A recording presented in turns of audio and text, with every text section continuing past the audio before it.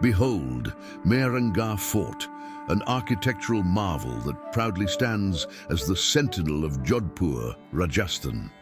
The fort was founded by the king Rao Jodha in 1459 CE to protect the city of Jodhpur from external invasions.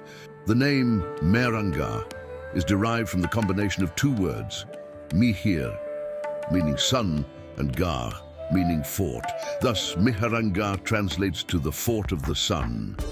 The fort's strategic location atop an elevated hill and its robust architecture made it virtually impregnable, with thick walls that are up to 36 meters in places. From its elevated perch, Mehrangarh offers breathtaking panoramic views, a mesmerising blend of history and the vibrant hues of the blue city below.